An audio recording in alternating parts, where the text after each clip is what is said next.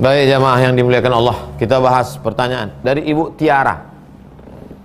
Assalamualaikum Ustaz. Waalaikumsalam warahmatullahi wabarakatuh. Apa hukumnya anak satu sekolah ngumpulkan uang untuk kurban?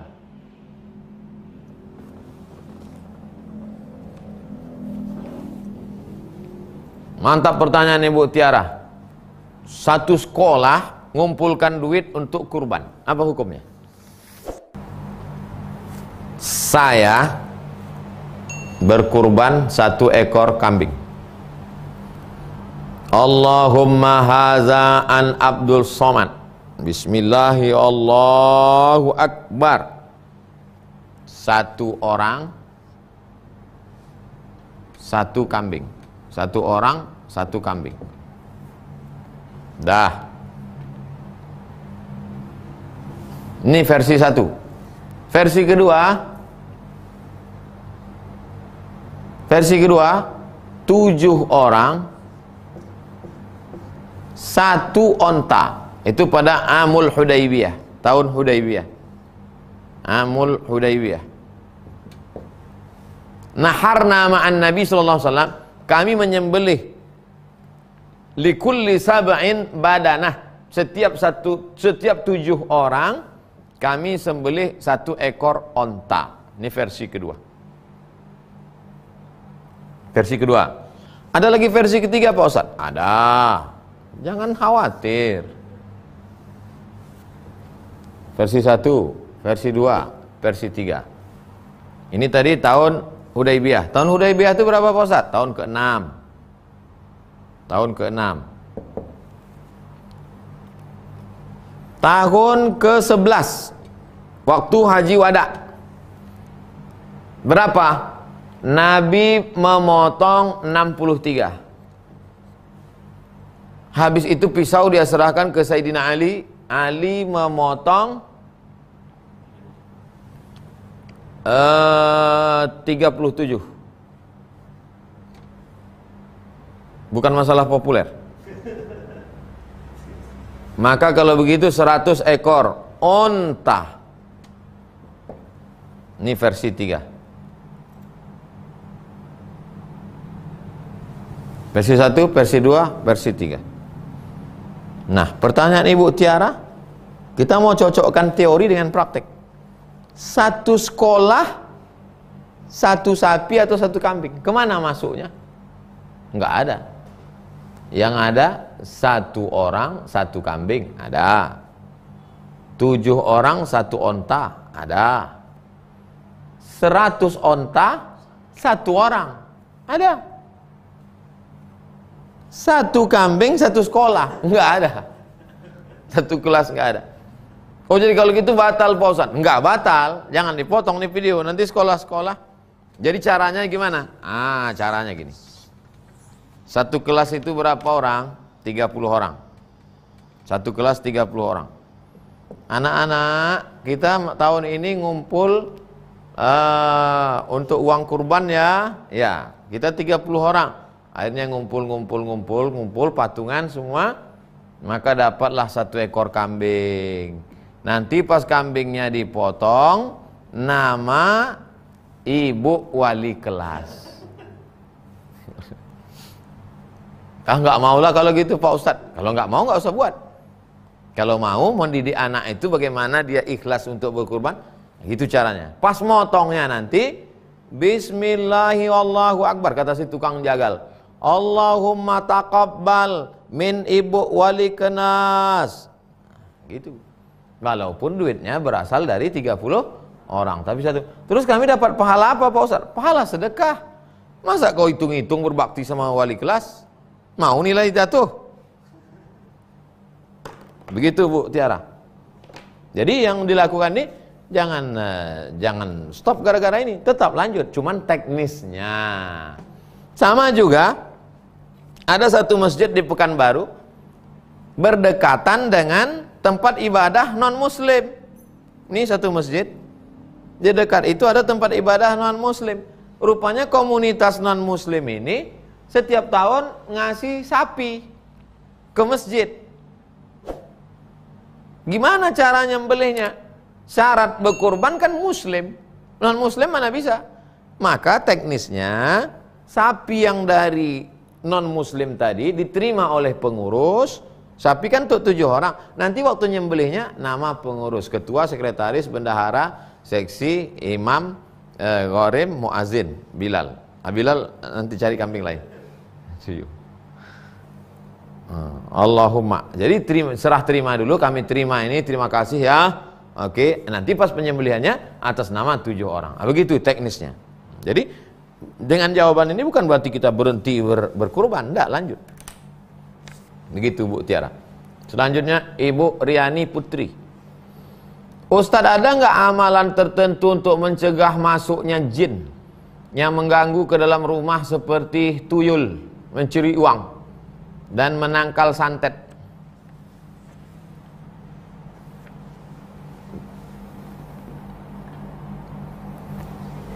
Saya bacakan ya. Habis sama induk-induk tuyulnya sekali. Kan cuma tuyul.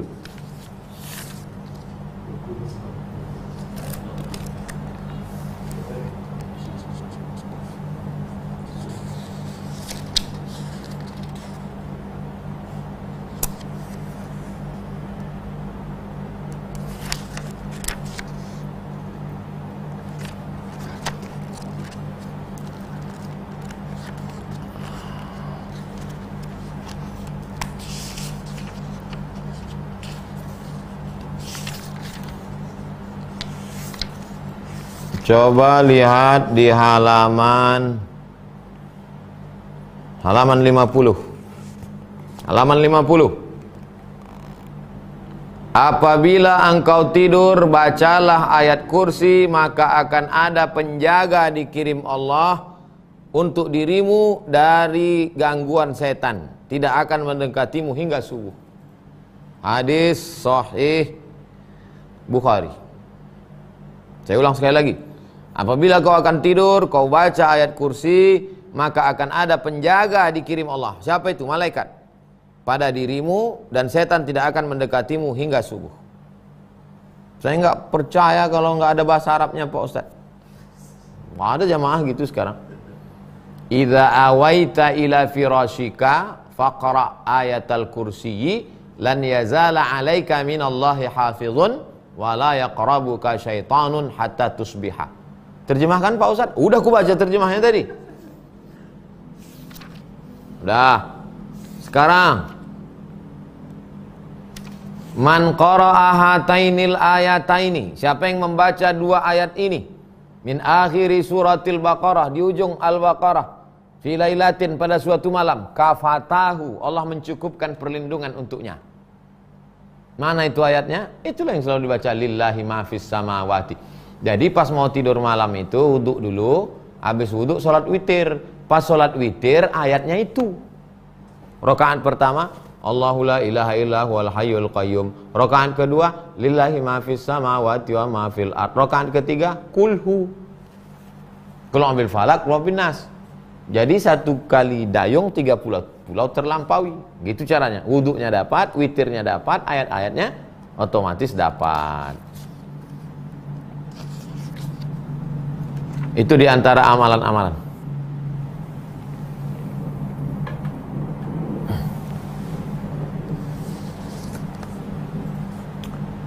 April, Ustadz, COVID-19 di tempat saya makin hari makin bertambah.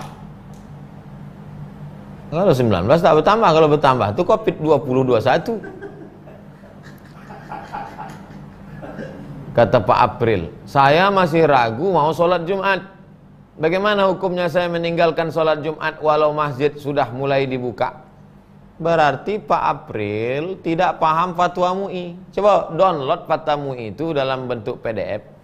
Baca baik-baik. Jika di kawasan tempat tinggal Anda zona hijau, masjid sudah buka, laksanakanlah sholat dengan tetap mengikuti protokol kesehatan. Sampai di pintu masjid tembak kening, pang, 37, masuk. Tangan sudah dibasuh, cuci, hand sanitizer, pakai masker, jarak, berjarak. Tapi kalau zona merah, zona hitam, maka dia tidak ke masjid. Terus apa? Sholat zuhur. Begitu Pak April. Saya tak tahu Pak April ini tinggal di mana. Yang tahu saya Pak Agus. Pak Ansori, Ustadz, apakah cucu yang ditinggal ayah meninggal mendapat harta waris dari kakek yang meninggal belakangan dari ayah? Mak, berbelit-belit nih Pak.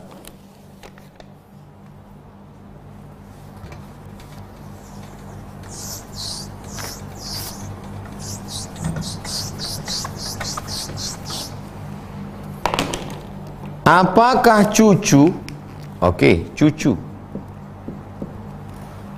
bukan yang penyanyi dangdut, yang ditinggal ayah mendapat harta waris dari kakek yang meninggal belakangan dari ayah. Oke, kakek meninggal 2020. Kakek meninggal belakangan dari ayah. Ayah meninggal 2019. Cucu masih hidup, meninggal mana dapat? Meninggal si kakek. Apakah anak ini dapat? Enggak dapat. Kenapa enggak dapat? Karena meninggal duluan. Cucunya? Ya enggak dapat. Kalau ada ahli waris yang lain. Tapi kalau tak ada ahli waris lain, ternyata si ayah, si anak dari si bapak ini, dia punya saudara kandung, si B, si C, si D. Ada pula istrinya. Maka istri si kakek, siapa nama istrinya? Nenek lah. Dapat 1/8. Kenapa dapat 1/8? Karena ada anak. Harta warisan 100 miliar. Harta warisan 1 M. Dapat 1/8. Berarti 125 juta. Sisa 875. 875 bagi 3. Kalau laki-laki 2 kali bagian. Kalau laki-laki 2 kali bagian. Dah. Jadi cucu nih Pak Ustadz, cucu nggak dapat. Komplainlah si cucu. Komplain cucunya. Kok bisa saya nggak dapat? Datang dia ke paman nih. Datang dia ke paman nih komplain. Paman, mana jatah saya? Kau tak dapat, kata si paman. Kenapa saya nggak dapat? Karena ayah kau mati duluan. Sudahlah ayahku mati, aku pula tak dapat, kata dia. Maka inilah yang diatur dalam kompilasi hukum Islam. Itulah yang disebut dengan KHI, kompilasi hukum Islam. Dalam kompilasi hukum Islam, kasus seperti ini, si cucu ini pergi ke pengadilan agama. Pergilah cucu ke pengadilan agama, maka dia menuntut, maka si cucu dapat dibela oleh kompilasi hukum Islam. Akhirnya cucu mendapat harta warisan tidak lebih dari jatah si paman. Cucu, kalau kau ngelapor, kau dapat. Maka istri ayah, emakmu, pergi lapor ke KHI, nanti bisa dapat. Nah, begitu. Lalu kemudian orang komen, kalau begitu agama Islam nggak sempurna. Katanya agama Islam itu sempurna. Nih, buktinya cucu nggak dapat. Agama Islam sempurna, otak ente nggak sempurna. Kalaulah paman-pamannya ini punya rasa kasih sayang, maka konflik ini tak akan terjadi. Kenapa? Si paman B, C, D akan berkata, sudahlah ayahmu meninggal, kau pula tak punya bapak, ini kami kasih kau lebih daripada jatah bapakmu.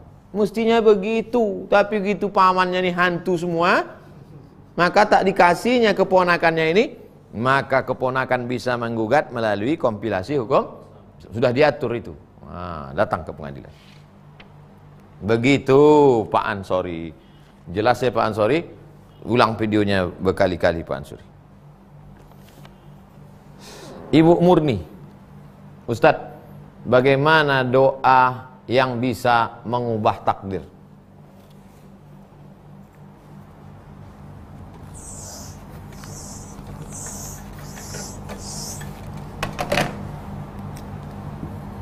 La yaruddul qadha.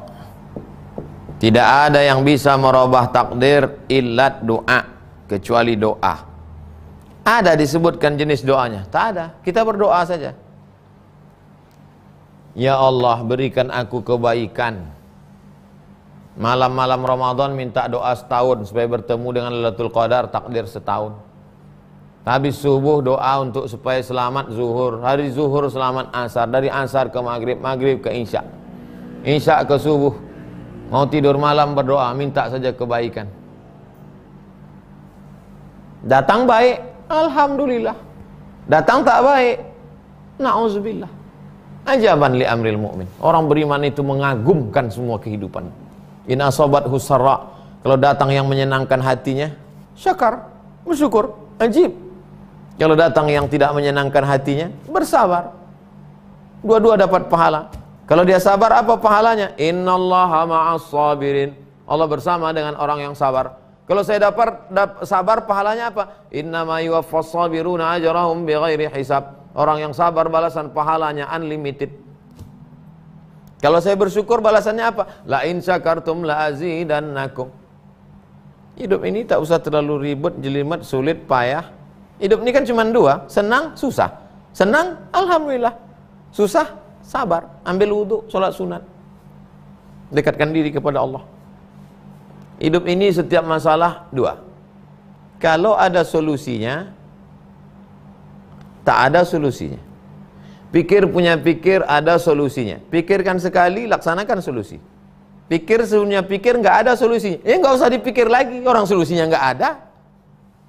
Banyak-banyak aja ibadah kepada Allah, banyak-banyak zikir, banyak-banyak baca Quran, banyak-banyak sholat sunat, banyak-banyak silaturahim.